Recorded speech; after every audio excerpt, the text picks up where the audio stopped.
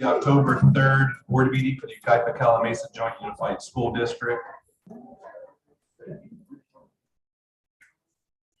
We had lost our Wi-Fi momentarily, so we were kind of scrambling to bring our agendas up. I prefer to use a computer, so I think we've got it working now, so a couple minutes late. But having said that, I do call the meeting to order, and I would like to ask everybody to stand up and join us in the Pledge of Allegiance. Ready? Begin. I pledge allegiance to the flag of the United States of America and to the republic for which it stands, one nation, under God, indivisible, with liberty and justice for all.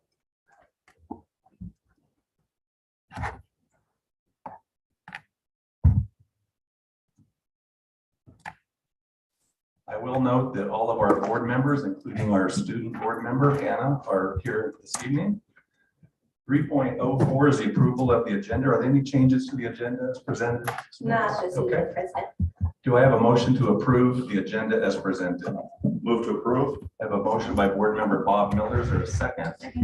Second by board member Debbie Miller. All those in favor say aye. Aye. Chair votes aye, passes unanimously. We do have something to report out from closed session. I'm going to do that. In closed session, the Board of Education took action on a motion made by board member Cope and a second by board member Bannister, followed by a 5-0 vote to appoint Becky Deloy to the position of Dean of Students for Dunlap Elementary School. Becky, you're here? Come on up.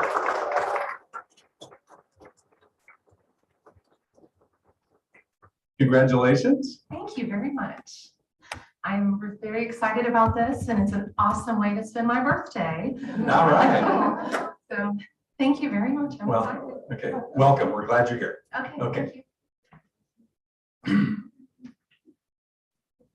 Now we're going on to recognition, and we're going to start with recognition of school custodians. Mr. Stoltz.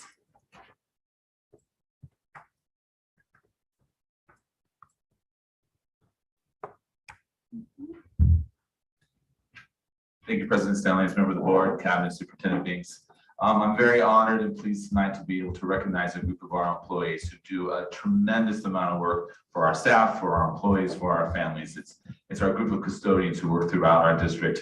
And for those of you who don't know, yesterday was National Custodian Day, October 2nd, 2023. And so we have invited custodians to come this evening and recognize them. Some of them are working tonight. Go figure, custodians working tonight. So many of them said that they would, no offense for it, that they would rather finish their jobs and work at school and get that done. But we will be sure we recognize them if they're not here tonight at their school site. So we do have 5 individuals who came this evening. And for those of you who are here, I'm going to call your name. We're going to hand you 2 certificates. If I can invite the board to come up and we'll recognize you and then take that Kodak moment at the end. Starting off, Jason Cheney from Parkview.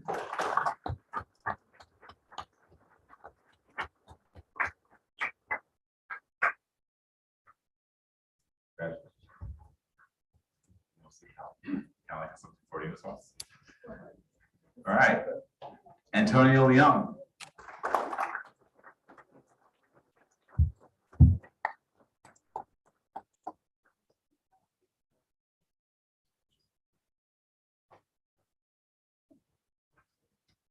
Okay, Leon Long from Ridgeview.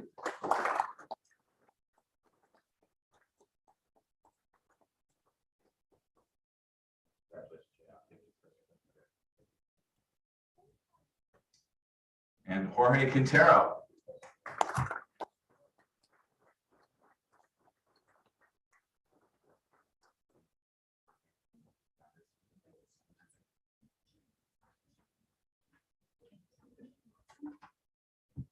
Just got in the room, Christian Meza.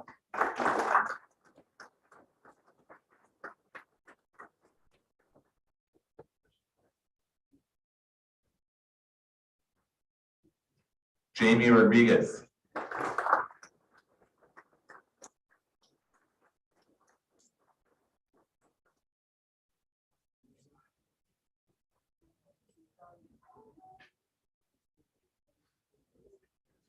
These individuals, of course, work tirelessly every day to keep our schools clean, sanitary, stocked, shining, doing all those amazing things for our families and students in the community. Let's give them a huge round of applause. Lex, you want to coordinate the photo op? I sure do. Think you get step in front of the board. Yeah.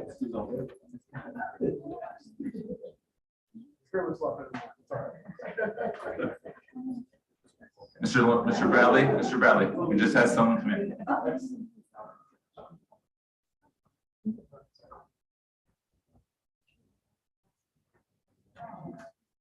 Lake Martinez, thank you, Lake.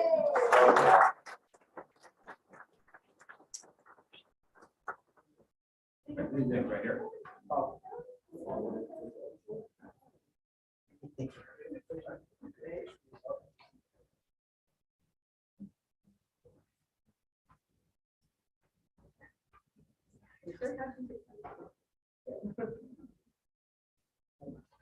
Ready? 1, 2, 3. Thank you, gentlemen. Well done.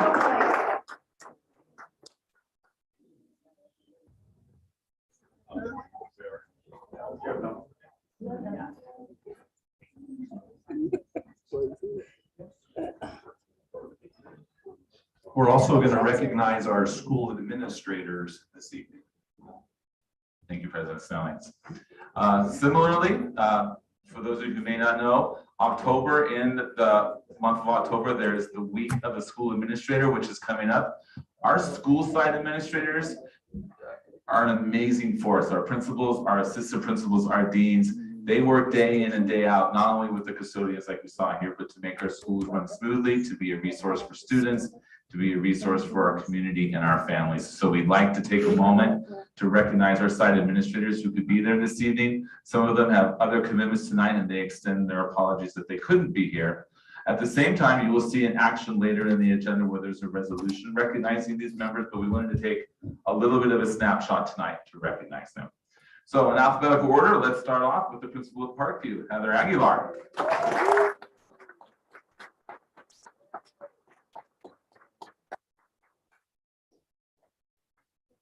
All right, principal at Yucaipa Adult School, Dana Carter.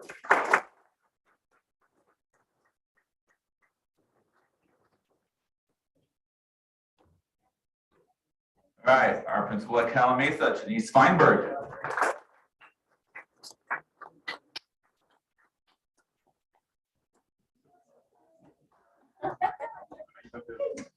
All right, principal at the Big Show, Yucaipa High School, Dan Jervis.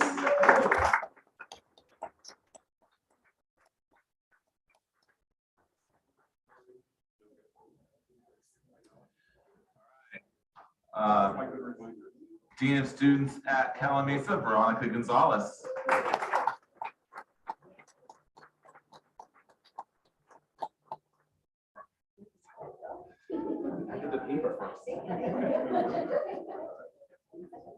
Principal at Chapman Heights, Sarah Guillen.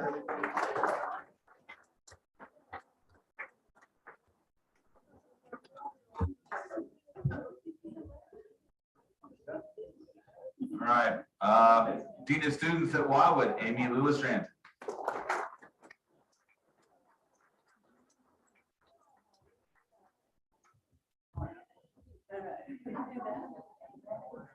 All right, we have the principal at Competitive Edge Charter Academy, the famous Joe Mead.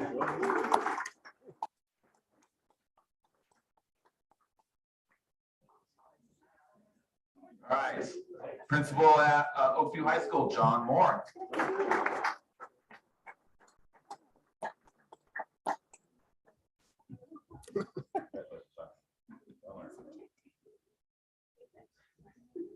All right, we have a couple of Mustangs in the house, I think. Let's start off with Kathy Pearson, principal of Mesa View.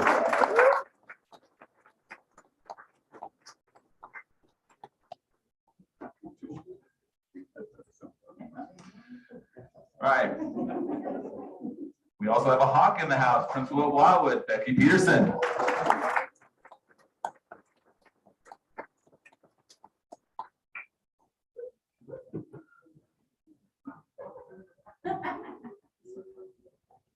All right, the Amazing Chris Rexstad, Dean at Valley.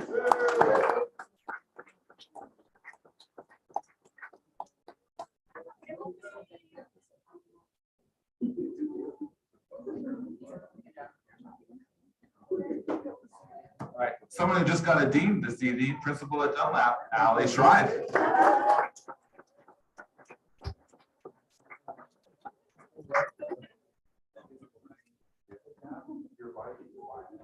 All right, and principal at Green Valley High School, Frank Tucci.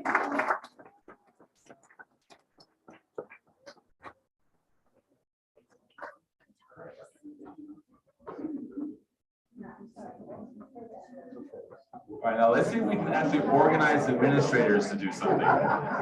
So administrators, if you could come on in, Mr. Brownlee's going to take your photo for you.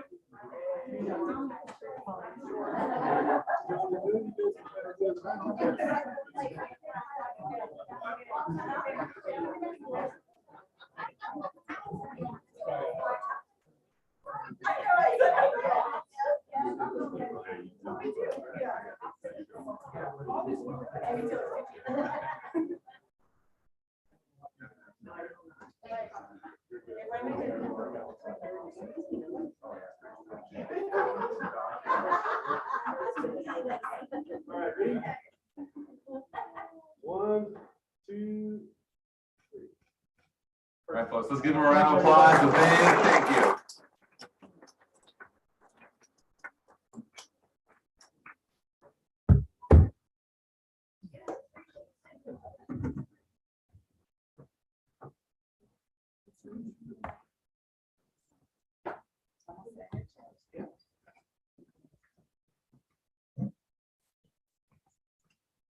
Okay, congratulations to everybody. Thanks for coming this evening. We appreciate it.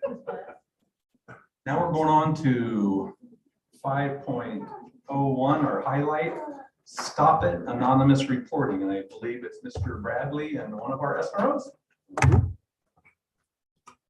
Deputy Perez, all right.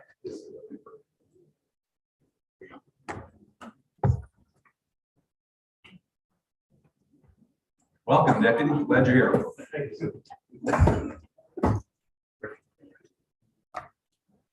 Good evening, President Snellings, members of the board, Superintendent Binks, members of cabinet. So tonight, myself and our school resource officer, Deputy Perez, are going to be talking about Stop It.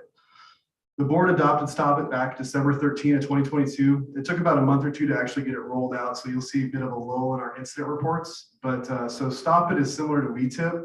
It's just a little more user-friendly and more school-friendly. It's bright, it's purple, and you know, it allows our students to share, our students, employees, community members, our families. It gives them an anonymous way to share concerns with us and with our site administrators so that we can try and mitigate future issues, whether it's something that they overheard in town between two students talking, whether it's a concern that an employee has about another employee. There's really, you know, anything that you could think of that could be reported, even compliments. We've received compliments through it.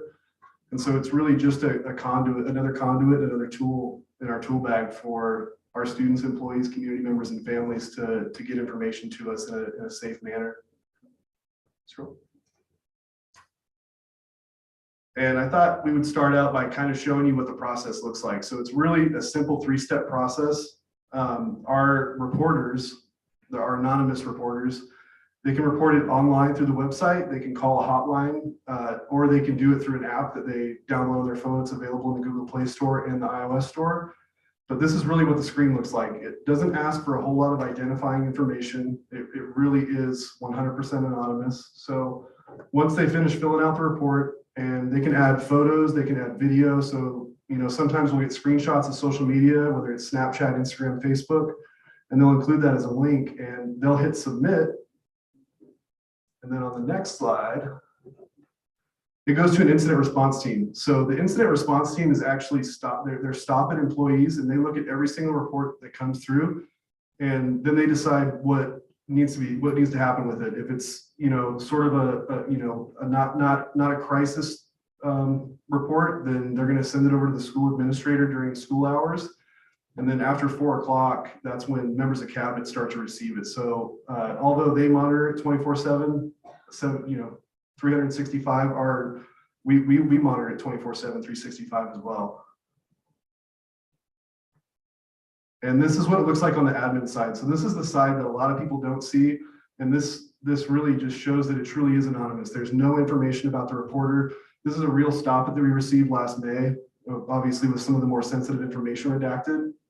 But you can see on the reported incident that a student had just overheard something in a restroom, and they were able to get it directly to the principal without disrupting class, not leaving the classroom, not identifying themselves. You know, it really creates sort of a safe place, and it doesn't single out that student, so not everybody knows who went and told the principal or the assistant principal what happened.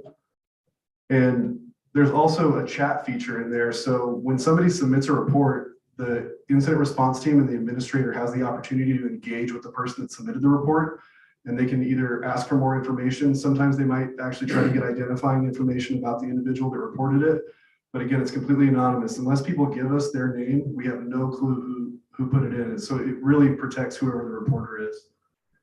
And it logs every single part of the event. So there's a team comms area where if at the high school where you have 4 administrators, they can all communicate back and forth in there. And we can watch the progression of events and how they handled it. And then in actions taken box right there, you can see the parents were notified in this case, and there were a bunch of screenshots provided. And so they were able to handle this in a really easy way that maybe didn't make a student feel uncomfortable. And then if you go to the next slide, these are how many incidents we've received since December, really late January when we rolled it out. So you can see there's 352 that are closed, which means, and 360 open. That means there's 8 that are actively being worked by our schools right now. And our schools are generally taking care of these very quickly. It could be anywhere from a day to a week that it takes to close one, depending on the situation. But this is kind of where I wanted to invite our school resource officer, Deputy Perez, to come and talk about how it's impacted his job being at the school sites and how it's kind of enabled him to react to different situations. Hello. Good evening. The school resource officer, my name is Deputy Perez, and I just came to talk about the Stop It app and how it relates to law enforcement. So when the Stop It app, when the administrators get the notifications, if it pertains to law enforcement, they will contact me and I'll come and assess the situation. Most of the calls have been for possible 5150s or welfare checks. And actually one incident at one of the schools was involving a weapon, and it did lead to an arrest. So that is kind of a situation that could have been more than it was, but luckily we were able to stop it because of the app is fairly new to me, and I think that there is a lot more data that we could be seeing from the app. But as far as right now, the app looks like it's working, and it's another form of people and students able to reach out to law enforcement with any type of concerns or questions. Thank you. And I just wanted to close out by, earlier I said it's another tool in our toolbox, and it really is. So the city is still using WeTip, so our community still has the ability to use that with the city. And then we also have an anonymous form on our website that's just a simple Google form if they don't want to use Stop It. And they can actually put identifying information in that. And we still get reports on that at least once a week. And then we also have Bark. Bark is sort of another layer of protection that protects our students. So Bark is an online program, and it's on all, it monitors our district devices and the devices that are on our network that are district devices, as well as our student email. And it uses an algorithm to monitor about 100,000 items a day. And it's able to identify if a student is talking about suicidal ideation, or if there's some sort of threat. It identifies words, like shooting, bomb, those kind of trigger words. And it sends a notification to our admin team, and they're able to respond to that. That's all I have about Stop It and Bark. I have a question, Lance. Okay. Knowing kids, I wasn't this sinister when I was a kid, but what prevents a kid from sending us on a wild goose chase? You say it's anonymous, but are we able to track where the phone number ultimately if we need to? We're really not. So Stop It does have the ability, if it's a bad enough threat, then they're able to go through the process of getting, a warrant to go further into the data, but we do not have access to do that. So have we had any instances of kids using this to send us on a wild goose chase? We absolutely have. And, in the beginning, when it first rolled out, it was a really fun thing for Yeah. our students to get out there Right. and say funny things maybe about their school administrator. But you can quickly identify those and shut them down. And we have had instances where, a student at a completely different school district has submitted a report. Yeah. And we've kind of had to track down to make sure that it wasn't one of our kids. Myself and Deputy Perez just worked on something like that a couple of weeks ago. Okay, I appreciate that. Questions? Bob? Just a comment, Deputy Perez, thank you for coming tonight. You did a great job with the podium. And, it's Lance, this is a great tool we're using together with law enforcement partners to address safety as we promised we would. So good job, and I'm glad that we're coming back and reporting out how we're doing on this. I hope we can do that quarterly or at least or something. But thank you for your information. Thank you. Debbie? I have a question. So, I think in the beginning, one of the issues was possibly the promotion of it, or just to get it out there for people to know that it's available. And you say the community can use it too. Where are we marketing that or showing that, or how does the community know and how to access it and all that? So we've had a press release published in the News Mirror, and then our partners at the News Mirror have also nicely put it on their website at no cost to us. And so they've helped us promote it a little bit, and then it's on our social media accounts. Try to share it, monthly to quarterly to remind people that we have Stop It. And then there's an abundance of posters at our school sites if you visit or happen to go in one of the offices. Does the city of Yucaipa promote it or have it on their website or anything? I will look into that. Any other questions or comments? My question was along with the visibility and how often are we, so we have the posters up. We all kind of know that once the poster's in the spot, you don't see it after about probably 4 days. So what are we doing with our secondary students at both middle schools and the high school to keep it fresh, keep it out there, and let them know that it is a resource that they can use? So in a lot of our messaging to parents and students, we're including, a reference to the Stop It app. If you have any concerns, please use the Stop It app. And then our administrators at the secondary level have been really proactive at requesting more posters to put around their school. At the beginning of this school year, we got a request for some more posters. And so we've tried to, make them a little different than the ones that are out there. That Stop It gave us a huge variety of them. And so we can change them out to kind of catch people's eyes. I think one of them has like Derek Jeter on it, which is super exciting. That is very exciting. A little bit outdated, but It's what kept it cheap. okay. It wasn't that calm. President Sillings, may I just make a comment? Yeah. This has been, the rollout of this, we did a lot of vetting in other districts to see if it was a successful program and if it was an easy app to use. And I think that we've had, I think as young as third graders, because they say I'm a third grader, so we know. So that's been helpful. We have a lot of parents at the elementary level that we use it, but it's a lot of work that goes into this. And I again, as you thank Deputy Perez, I know that it's an extra layer of things that he vets out. But in talking to our admin, one of the comments that I appreciated as an admin said, I would rather be ahead of it than behind it. And so with that being said, I think that, sometimes it can be cumbersome, but I'm really proud of the fact that they get closed out very, very quickly. And the ones that don't often are just those lengthy investigations that they're just trying to make sure they've vetted it out completely. I have more of a comment. I just wanted to clarify. So when a Stop It event comes through, it goes to a certain list of administrators, correct? It goes to the incident response team with Stop It first, and then they send it to the appropriate administrator. And then if that person doesn't answer, there is a tree, and there is no way for us to miss it because eventually there's a net that catches that call, correct? Or that. That's correct. So they're all the administrators at the site would be notified either email or via text messages, whatever they selected in their account. But after hours, then it goes through a tree of the members of the cabinet to make sure that somebody picks it up. I would add to that when it's anything life-threatening, not only do they have it in the app for an admin, but they also call the tree. It goes through all of us to make sure somebody picks up. And if we weren't to pick up, then it would go to 911. They also willingly link reporters with mental health professionals too, if it's a mental health issue that's reported. All right, thank you very much, Lance and Deputy Perez. Thank you for being here. We appreciate it.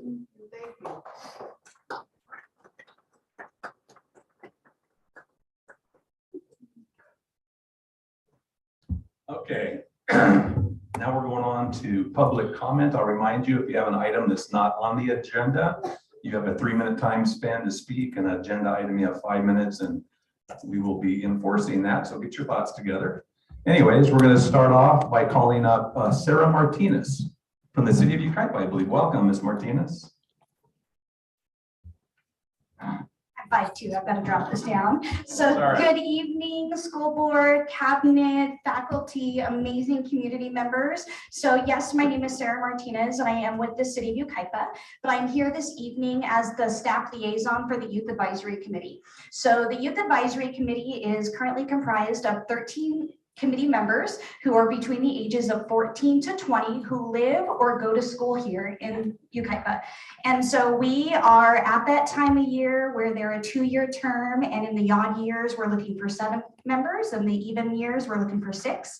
And it's 2023, so I'm looking for 7 new members because we have lost quite a few amazing YHS students who have recently graduated, gone off to college, and could not complete a second term. And so I just wanted to, one, thank the school board and all of their support, specifically at Yucaipa High School, because we have received so much love and support on and off campus. That's primarily where most of our members have come from in the past, but we are advocating for Oakview and Green Valley. So it's not just YHS students as well as Crafton. Again, and this goes up to the age 20. So one, I'm here on behalf of the committee to thank the school board for all of their support, but 2, to really throw it this way and let the Yucaipa community know that we're looking for 7 amazing students who can be leaders. We will teach them to be leaders. We will have them be guest speakers. We'll bring in guest speakers. We meet twice a month, typically on the 1st and 3rd Wednesday at 6 p.m., but that is up to the committee's schedule. And so I will remain here for the rest of the evening. If you've got a young person who you think might be a great fit and looking for some avenue and resource to become involved in the Yucaipa community, as well as my email, and I'll throw it out there for public record, is smartinez@yucaipa.org. If you'd like to just email me, I can give you more information. I'd be happy to meet with any person within the community of any age to give additional information. So thank you very much for your time. We really, really appreciate it. Next time I'll bring some committee members, but they're either playing tennis or football right now, so they couldn't join me this evening, but next time. Or pickleball. Or pickleball. Thank you very much, Ms. Martinez. And I don't know if you've got any friends, Hannah, who might want to be a part of that, but it might be a consideration. Yeah, well, it actually is something that we talked about in ASB. Like Okay. they handed out the application to everyone in ASB for anyone that is interested. in Oh, joining. good. So Okay. I know there were a few in ASB that were interested. All right. Thank you. Stacy Tucker, welcome. Ms. Tucker.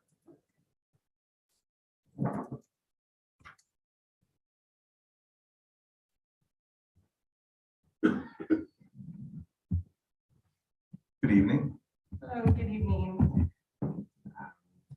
Good evening, and thank you, Superintendent Binks, President Snellings, Board and Cabinet for having us here this evening. I wanted to speak today on the topic of school safety. I'm sure as you're aware, there have been an increasing number of fights, not only at the high school, but also at the middle school level.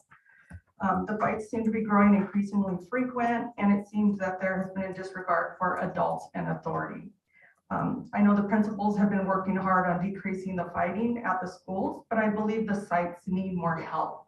And so after speaking to some friends and community members and members of other school districts, it is my understanding that other area districts have adopted programs in which they give citations to not only the students, but also to the parents of the student. Citing the parents as well helps to hold the students accountable. And from what I've learned, it has really helped in other districts to help curb the behavior. So I'd like to know if that would be a possibility for our district. It seems like whatever consequences we have at this point does not seem to be helping. And I would like to see the district be proactive instead of reactive to this problem. And I'm just thinking in recent years, if you remember, in an area district, there was a student who was actually killed after being in a physical altercation. And so I do not want to see anything that serious happen in our district here. And so, like I said, I would love to see more proactive instead of reactive. Another thing I just wanted to mention, because I recently, when I was on Facebook, I learned that at the Autumn Fest over the weekend, there was a lot of reports from parents. And of course, this is not firsthand information. It's on social media. But a lot of people were saying that there were YHS students causing problems up there. So I kind of feel like it's not just contained to the high school, it's now spreading out to the community. So I would just love to see a little bit more proactive approach on that. Okay. Thank you, Ms. Tucker. Thank you. Appreciate it. Thank you. Next, we have Ashley Hernandez. Ms. Hernandez, welcome. Good evening. Hello. I just wanted to come and say thank you to a handful of you guys. I know the last couple weeks since school started has been absolutely chaotic. I know that we've all kind of been very vocal about a lot of things, and I just want to say I appreciate you guys, especially the board members and especially Superintendent Binks, for just being very responsive on emails. To Principal Jervis, being very receptive to hearing the craziness from us from at the community cabinet, to me and another parent. We're pretty vocal, and he took it. He listened to us. We were there till about 9:30 at night. We kept him there, but he listened to us. And being a secretary at a middle school, I know half the time you just got to hear parents out. And he took it from every angle. And I just want to say thank you. You guys always get the negative part of it or the frustration, but I want to just give you the positive coming from the other angle where you need to hear that.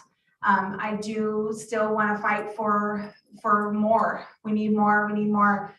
We need that second SRO working. We need more. We need more. So this is only the beginning, but I just want to say thank you. And it doesn't. I haven't seen a superintendent respond so quickly and so often. So I just want to say thank you. I truly appreciate it, and I know many others do. But I think we definitely need to rally together and. Yes, we focus on YHS, but we got to get these kids. And at the end of the day, we do have to come up with something to hold parents accountable, because I know my kids know better. And I even told Principal Jervis, there's a reason why he doesn't have to deal with my kids, because I'll deal with them. But we do need to hold parents accountable for their students' actions on and off, but it does impact the schools. And we need to support our administrators even more. So thank you. Thank you, Ms. Hernandez. Mike Mobley, welcome. Mr. Mobley.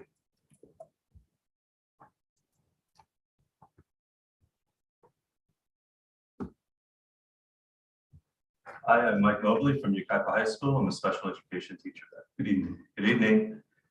Two things. Hello, and I love you.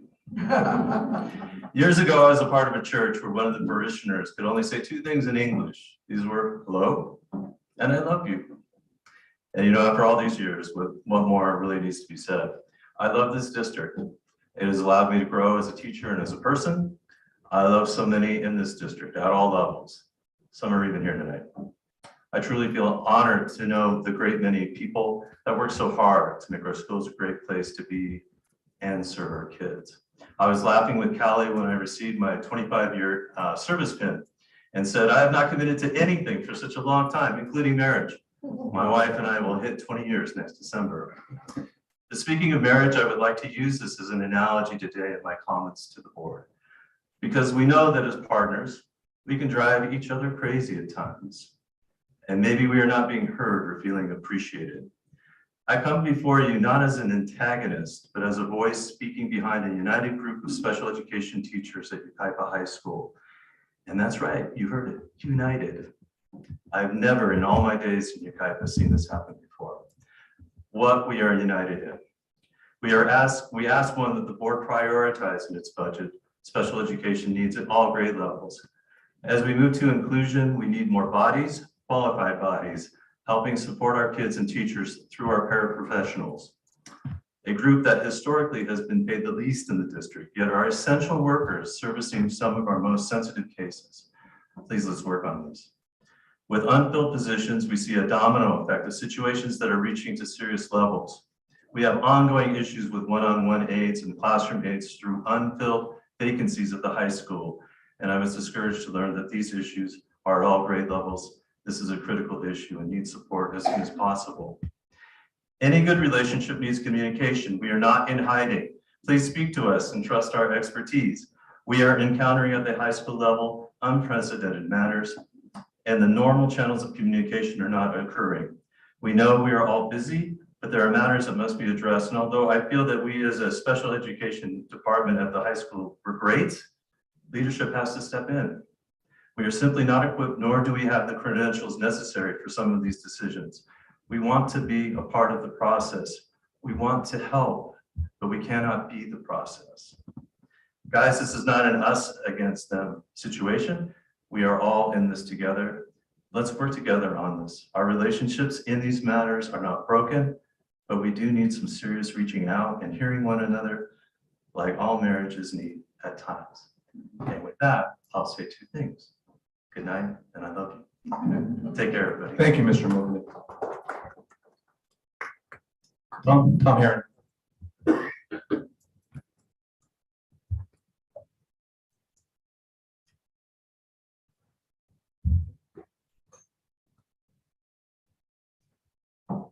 There's no way I could follow him up with his eloquence, so here it goes. So good evening, President Stellings, Board of Education, Superintendent Beams, Cabinet, all of you. So I want to start today by thanking two of you up there, Bob and Lance, who each volunteered to spend well over half a day inspiring the students in the career explorations class and consumer math classes at Green Valley High School. And if they deny they were there, we've got photographic proof. Okay, throughout the past quarter, we have had guest speakers about every other week who are willing to share their career and education path and help to encourage these students to give careful thought to their plan and purpose for after they graduate. And I really appreciate your efforts to ensure that all of our students succeed. Teaching this class has made me reflect a lot on what my plan and purpose was as a high school student, a college student, and as a young professional. While there has always been a pay penalty between what educators make and others with similar levels of education and experience, when I came to the district, the mitigating factors of outstanding benefits and job stability made Yucaipa-Calimesa a very attractive place to work. Unfortunately, over the years, the pay penalty has grown substantially. Since 1996, the gap between weekly wages of teachers and college graduates working in other professions with same amount of education and experience has grown from 6.1% to a record 26.4% in 2022. In terms of dollars and cents, it means that while in 1996, educators made about 93.9 cents for every dollar others made, the difference is now 73.6 cents for every dollar other professionals with the same amount of education make. As we face the challenges of 2023 and beyond, Yucaipa-Calimesa needs to maintain its army of highly skilled and motivated educators and paraprofessionals. Unfortunately, it's a highly competitive marketplace right now for quality of educators. California recently reported a shortage of over 10,000 credentialed teachers. The needs are especially pronounced in areas such as special education. Now is the time to make that critical investment in our district's human capital by making sure that we have salaries that are not only competitive with our surrounding districts, but also reflect our shared vision of providing our students with only the best. Thank you. Thank you, Tom.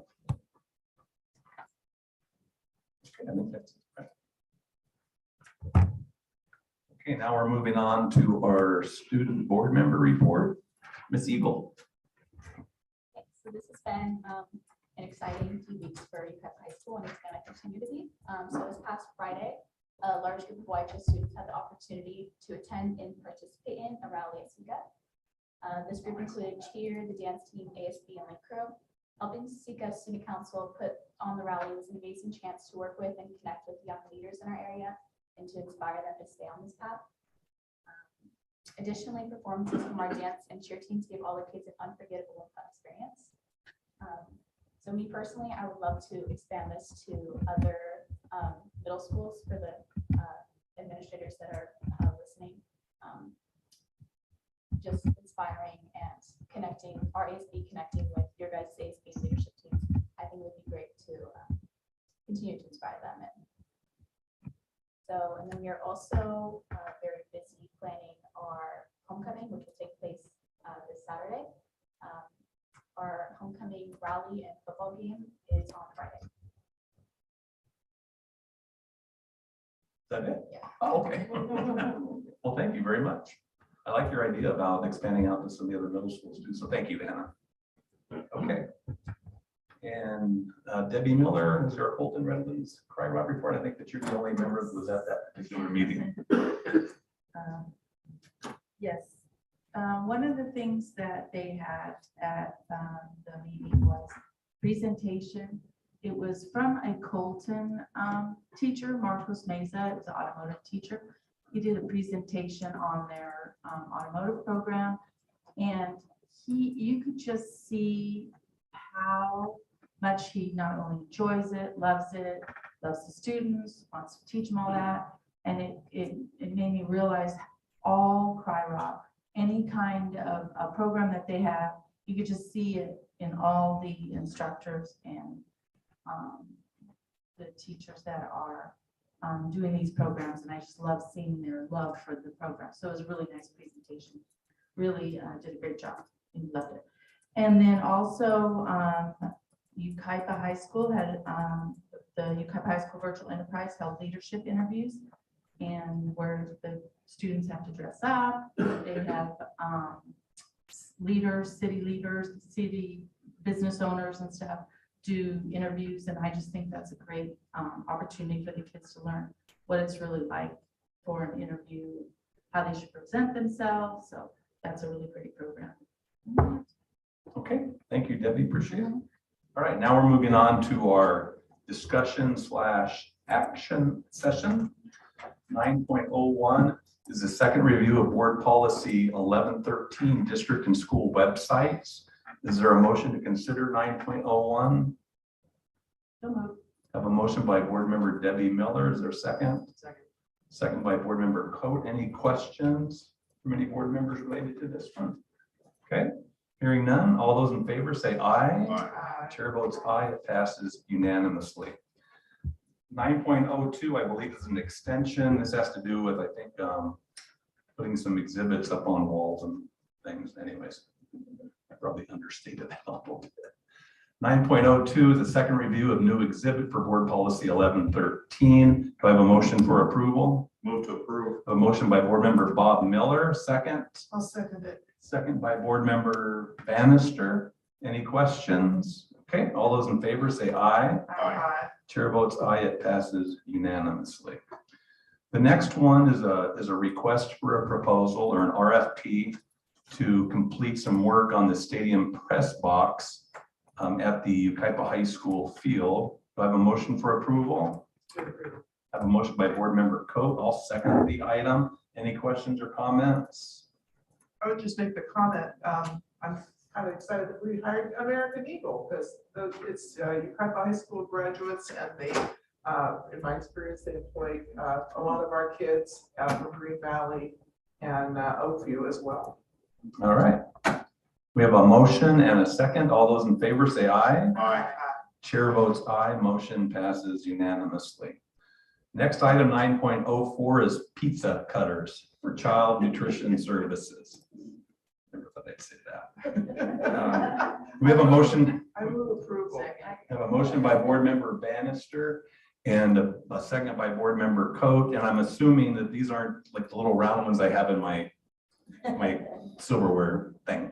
No, George, these are commercial industrial pizza cutters. We've had the previous ones for 8 years. Yeah. And really, it sounds a little funny, but when we're doing with specific nutrition amounts and regulations, that pizza has to be cut evenly so that we can report. And I know that sounds weird. Our Domino's don't do that at home. Also, on a lighter note, when you're serving students and they're all the same, the line goes a lot quicker than taking the biggest piece. So. All right. Well, there's no fighting over the biggest piece either. Can I make a comment? Yeah.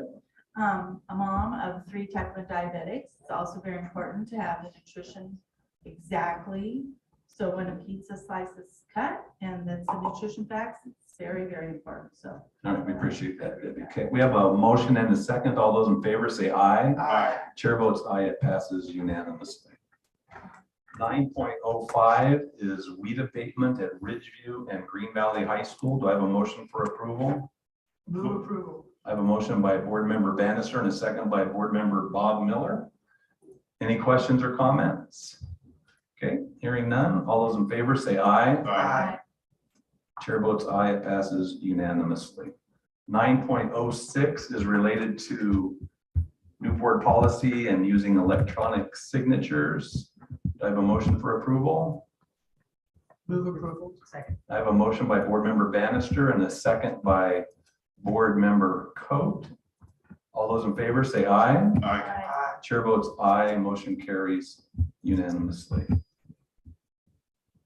9.07 is revised board policy related to a transfer of funds. Do I have a motion for approval? Move to approve. I have a motion by Board Member Bob Miller, a second by Board Member Coate. Any questions or comments related to that? I think that's pretty standard operating procedure. Okay. All those in favor say aye. Aye. Chair votes aye. Motion carries unanimously.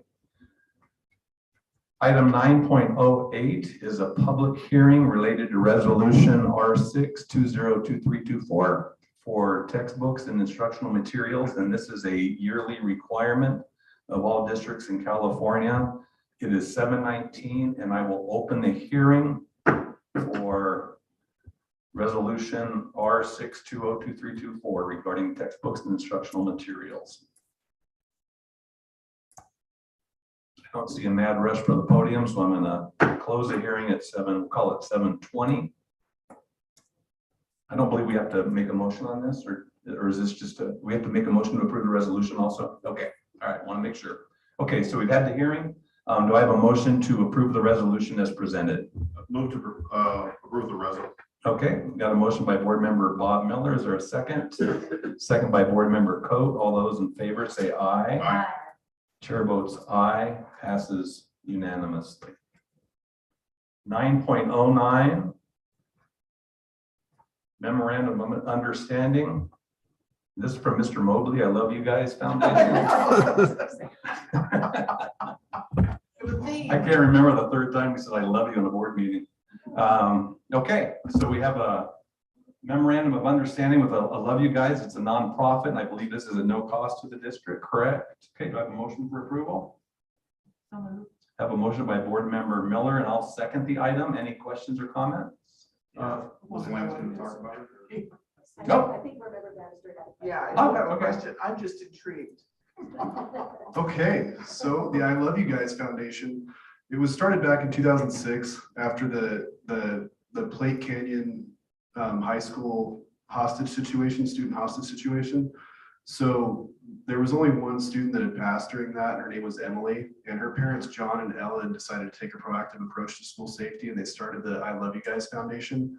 And the way they came up with that name is that's the last text message that she sent her father. And so from 2006 up until now, they've been really growing with donations and working with a lot of industry leading experts, school administrators, school psychologists, as well as school safety experts. And they create these really easy to read and follow plans that can be widely disseminated and understood.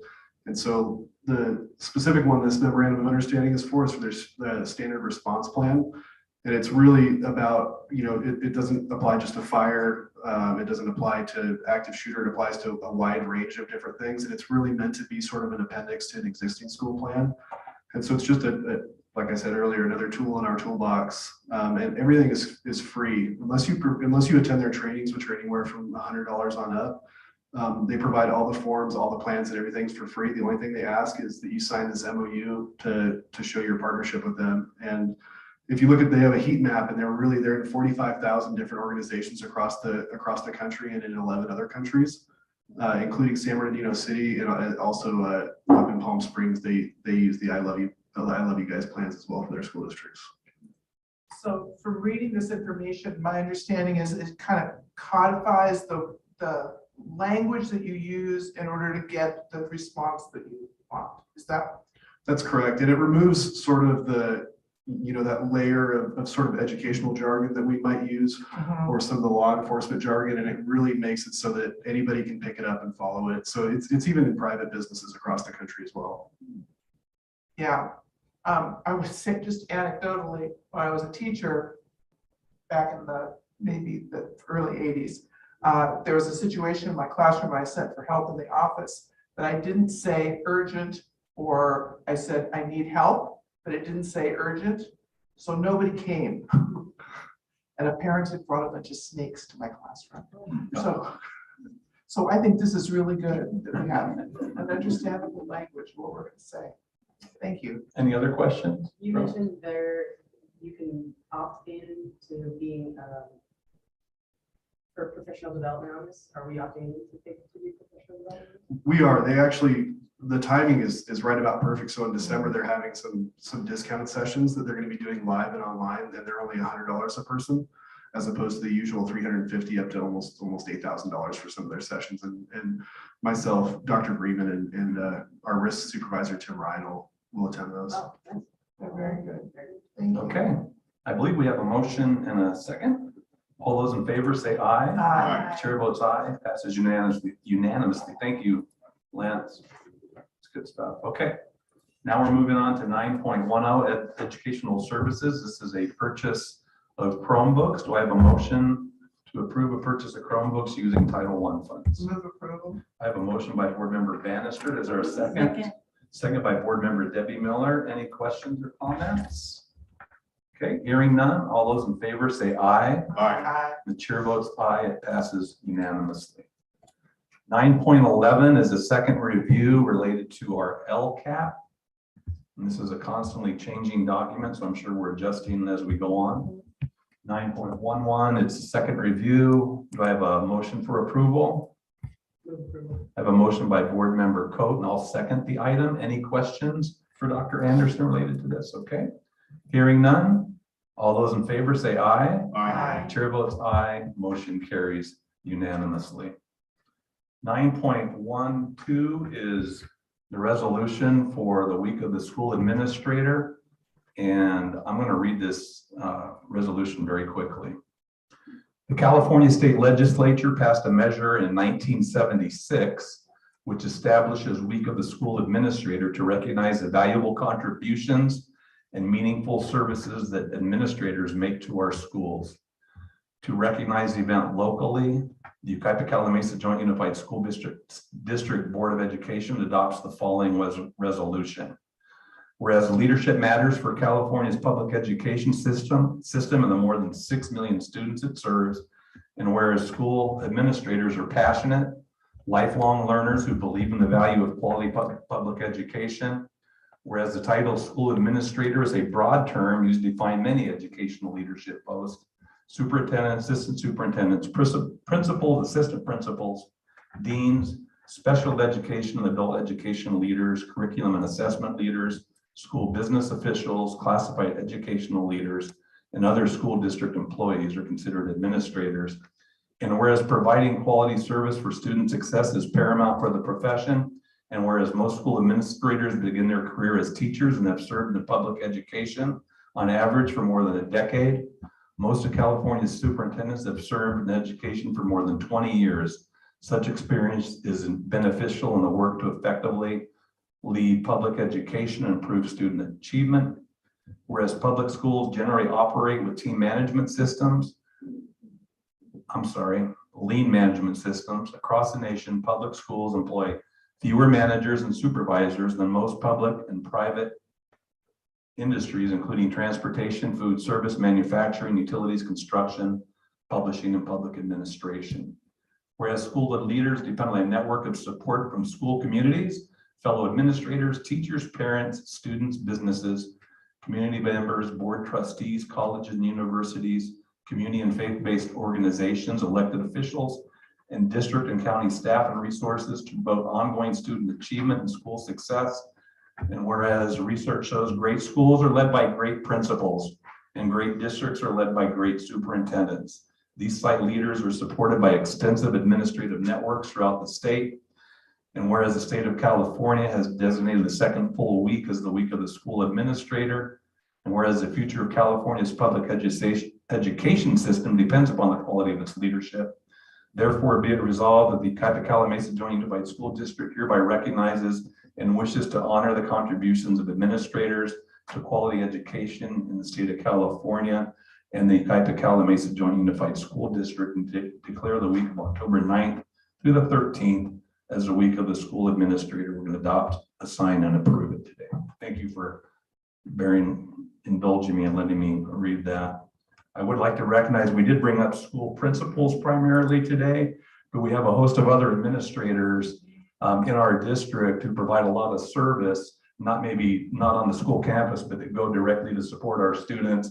And having been a school administrator on the site and in the district office, I know the challenges, and I think they're even more significant today personally than they were when I was administrator. And I just want to personally say, I think on behalf of the board, that we appreciate everything that you do. You don't necessarily feel appreciated every day, especially if somebody's yelling and screaming at you or questioning your decision. But we're here to support you, and we want to thank you for everything that you do for our district and for our kids. Okay, I'll be quiet now. So we already have a motion in a second. I kind of lost track here. I don't think we do. I don't think so. I move approval. Okay, so we got a motion by board member Bannister and a second by board member Coe to approve the item. All those in favor say aye. Aye. Chair votes aye, it passes unanimously. 9.13 is a review revised board policy related to probationary and permanent status. Do I have a motion for approval? I have a motion by board member Cote, and I'll second the item. Are there any questions or comments? I have one, President. Okay. Jim, for Mr. Stolzen. Yeah. Probation was extended due to a law issue or what? Right, correct, Mr. Miller, about 5 years ago, the state legislature changed the probationary period from 12 months to 6 months. This revised policy aligns our policy with state law. Thank you, sir. Okay, any more questions or comments? Okay, we have a motion and a second. All those in favor say aye. Aye. Chair votes aye, passes unanimously. Now we're moving on to the consent calendar action session.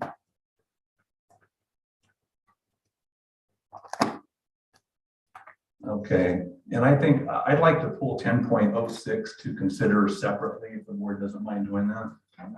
So any other items that the board would prefer to consider separately? Okay, hearing none. Do I have a motion to approve the consent calendar action session for 10.01 through to 10.05 and 10.07? Move to approve. Have a motion by board member Miller. Do I have a second? Second. Second by board member Debbie Miller. All those in favor say aye. Aye. Chair votes aye, motion carries unanimously. 10.06, I'd like to make a motion to approve 10.06. Is there a second? I have a second by board member Cote. All those in favor say aye. Aye. Chair votes aye, motion carries 5-0. Now we're going on to our information proposal session. There is a new board policy related to political processes that we'll be bringing back for a second review. And having looked through that today, I would encourage the board members to read that particular board policy, because there's a lot in it. It's very interesting, actually. It brought some things to mind that I really hadn't considered before, and so it was good to read it. 11.02 will be a charter school authorization that's required in some new laws. particularly as it relates to, I think, foster youth and special ed. 11.03 will be a revised administrative regulation for homeless children. And the other one is for our standard testing and reporting program, which is having some changes to it. So any questions or comments related to any of those? Okay. Hearing none, we're going to go into 12.01 additional administrative information. Ms. Binks. Thank you, President Snellings. I wanted to just share a couple of things today. Early this morning, we had a meeting. Mr. Bradley and Dr. Freeman and myself met with our first responders. It's our second regional meeting that we've been able to hold this year. And I wanted to thank, we had our captain from the Cabazon station here, Grant Malinowski, our fire chief, Captain Walker and Lieutenant Scovall here. And we missed Calamasa this time, but they'll be at the next one. And we had the opportunity to talk about just to kind of update our process and procedures. We worked on maybe doing a minor drill of the Great American Shakeout. I know that the San Bernardino County Sheriff's Department has put a lot of emphasis on local control during the shakeout, knowing that resources, if there were to be a large scale earthquake, would be pretty much diminished in a regional area like ours. So they're practicing some pretty heavy duty drills, but we wanted to use that time that's coming up to make sure that our radios are working and that we can communicate. So we also went over our contact lists, and we were able to talk about some proactive things like Stop the Bleed through the CAL FIRE, and having opportunities to make sure that we have everything in place, and also to just renew our partnership. Dr. Bremen was able to talk about keys again to make sure that all of our schools have Knoxbox keys, and the fire department is helping with that. Captain Pay is going to be the liaison for schools from CAL FIRE to us. And so it was a really great meeting. I wanted to share that Captain Walker has talked about the need to cite parents, and he has said that he brought that up. We talked a lot about what's going on in the community, that there's a lot of businesses, there's been upheaval with students in the community. Sometimes they're our students from Yucaipa and Calamasa. Sometimes it's also influenced by other students that are coming from outside of Yucaipa and Calamasa. When speaking about the events that occurred at Autumn Fest, they're definitely, I know every time you see a high school student, we think it's a YHS student, but there were also students that came from Redlands. And so it is really a plea to our parents for partnership. We are going to do everything we can when we are considered the parent, and that's during the school day. And we want to ensure and doing our best that we're working on safety so that parents feel good, but we really need the partnership. Sometimes on social media, it'll categorize this as a complete YHS problem. It's not a YHS problem in itself. We will take the hits for things going, a different direction in the schools, and we're going to fix them. But it needs to be a community effort. And Captain Walker and Captain Solis both are invested in helping in that. So I wanted to share that we spent a great deal of time talking about what that looks like and how difficult it is. And I'm sure that some parents may have seen, or some community members may have seen, that there was an incident in Victorville where there is a blatant disregard for law enforcement, and our students need a lot of resources. We give a lot of resources with mental health. Those stop-its in the middle of the night for suicide, we call the parents. If they don't answer, we send law enforcement. But it really needs to be a community effort. And so we're looking at ways that we can do that. So I wanted to mention that. Also, along that line, our joint collaboration meetings have been very, very successful with the city of Yucaipa, city of Calamasa, Crafton Hills College, and Yucaipa Valley Water District, and they'll be hosting the joint collaboration dinner later this spring. It's been extremely, the partnerships have just really grown closer, and we're doing a lot of good work together. One pointing out, just there was something at Dunlap that needed to be fixed. It was painting a curb and pouring cement where our parents walk. And so while it seems like a minor thing, the parents at Dunlap were incredibly grateful. So I want to thank Dr. Bremen for helping that. And then just another piece is the artificial intelligence. So the county superintendent of schools, Ted Alejandre, he hosted Dr. Bill Daggett, who is a pretty renowned leader in education. And he presented on artificial intelligence and what it can look like and what it is looking like and what is to come. It was one of the most important presentations I think I've been at for a superintendent's meeting, and they were able to share that. I passed it along to Dr. Anderson, who's passed it to her team, and then we will be helping our principals to work with that. We're going to be doing some summaries for the board as well.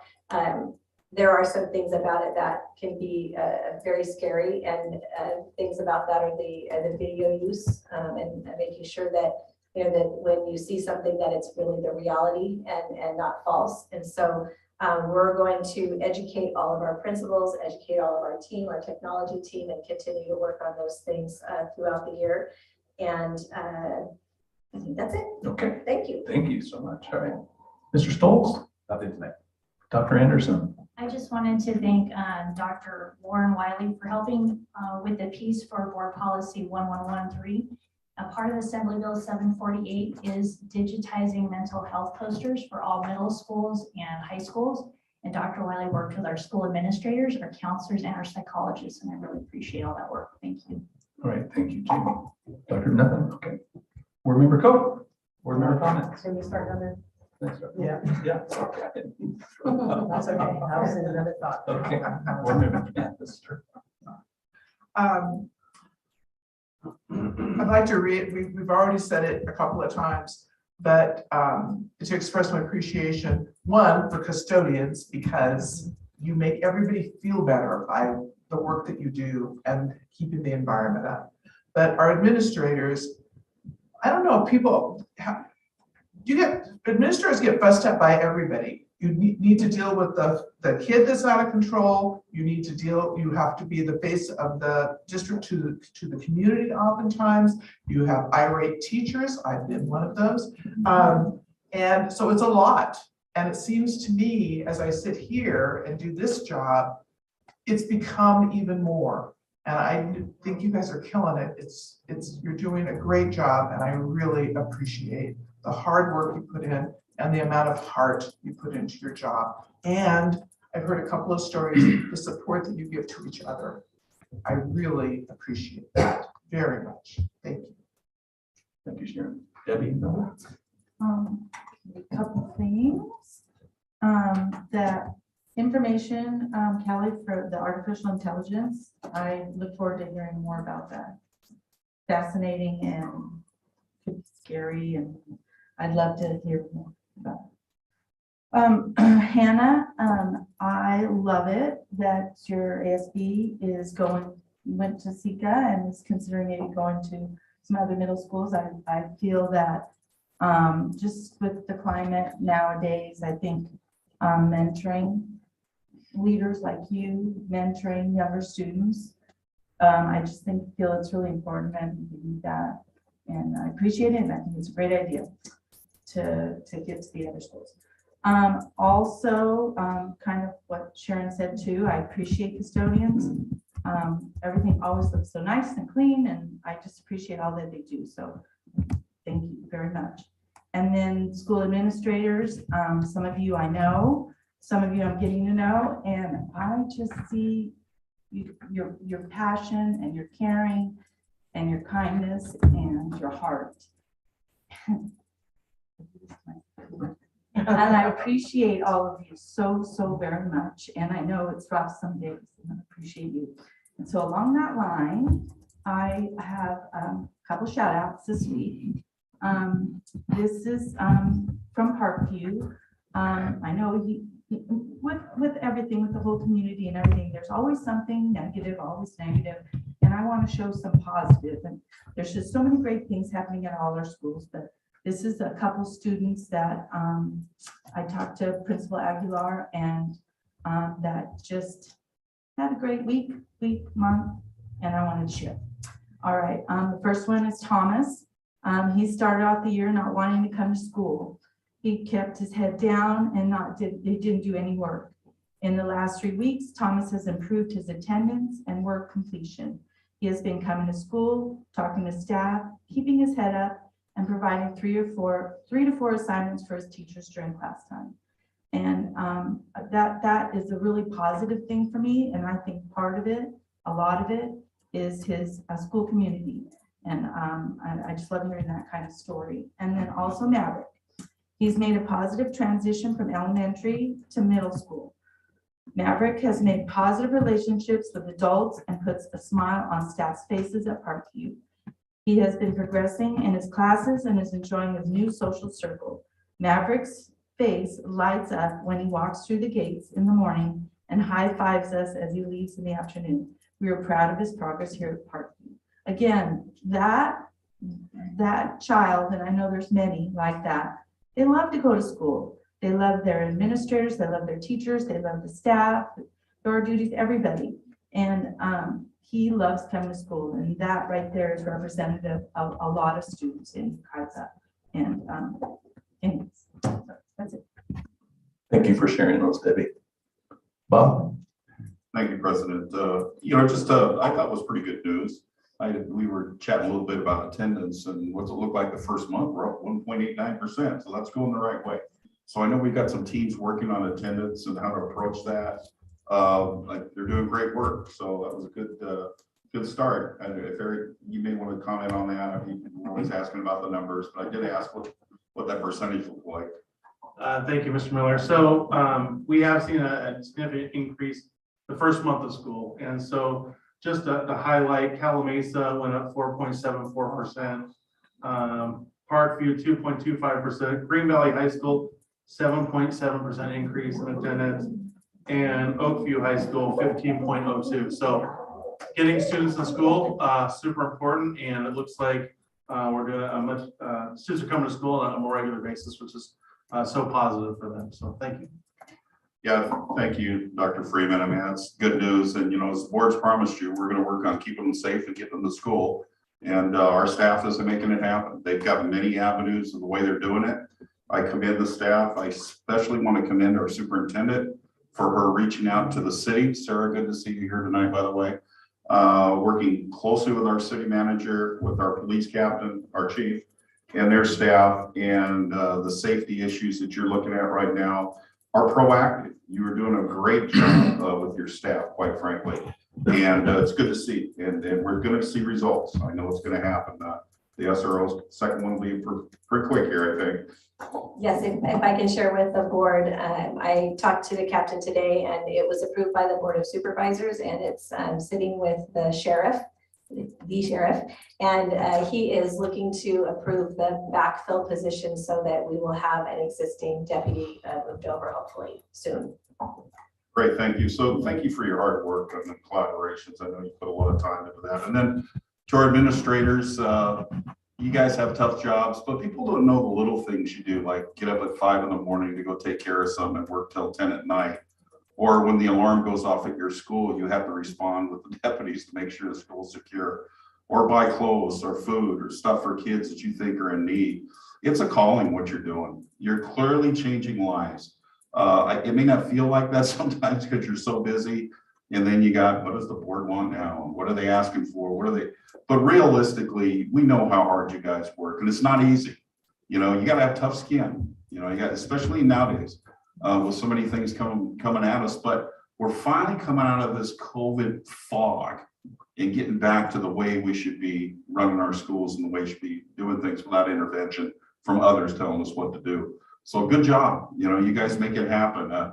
We see the happy faces when we come on campus. We see the parents that are hugging you guys and thanking you for the great job you do. I mean, I don't know if that always gets publicized. I know Lance works on it pretty hard to get that stuff out there, but just do it. Keep it up, man. And we're lucky to have you, and your staff's also, clearly. But thanks for what you do. All right, thank you. Board Member Coe, you ready? Sure, maybe. Just want to say thank you for all of the public comments today. It's always nice to hear your voice, and thank you so much for always showing up and giving your input. And as far as our administrators go, I really can't say anything more than they've already said. There is just no way that our schools would function without you. I've seen some amazing work over there. Again, I do need to get to know a couple people still. But thank you so much for all of you do. It's the little mavericks and the promises that really matter. And I know that you see them and I know that you work with them. And if you can't do it directly, I know that you're making sure that they can pay attention. And not only just those two, but every kid that's out there. So we see, thank you so much for everything. Hannah, thanks for your report. I'm glad to see that you were ahead of the game there on the ASD thing. I do want to know what's the youngest participant that I think it's Stacy, right? Is it 14? Sarah. Sarah. Oh, for the youth, Yeah. the youth advisory committee. I'm looking forward to homecoming. I'm hoping to get there. It should be a fun weekend. Let's make sure everybody's out safe. Okay, thank you. So when I was a high school administrator, there were fights on campus. This isn't a new thing. Of course, the biggest difference is now we have social media. And it really can be a detriment and work against us in so many ways because things kind of spin out of control. Everybody finds out about it. People comment on it. I'm not on social media other than Instagram, which I appreciated the attendance selfies and all that. It sounds like it's working actually, some of that. And not getting into, but I have talked with Callie about working with students on the appropriate, and I know this is a beast to tackle, but working on the appropriate use of social media in your iPhones. And it's really gonna take all of us, I think, to approach this. And I know how difficult this is. You got kids on their phones all the time. And so I'm hoping that we can come up with some kind of an initiative, and I don't know what it's gonna look like or what it is, kind of like the attendance initiative, where we teach our kids how to use social media to their advantage instead of their disadvantage and our disadvantage. I don't know what that's going to look like. Kids probably aren't interested in recipes like I am on TikTok, but I'm not sure if that would be appropriate referral. But anyways, I think it's worth a discussion anyways, to see if we can't just work with our community, work with our parents, work with our administrators, work with our community groups, and see if we can't do something to help mitigate the use of social media in such a negative way, because there are so many things that can be so beneficial from social media. And unfortunately, it's taken a sour turn, and I wish it hadn't, but it has. But I don't want to leave on a negative note. I think there's some good things that we can do with it, and I'm hoping that we're able to do that. We're adjourned. We're going to go back into closed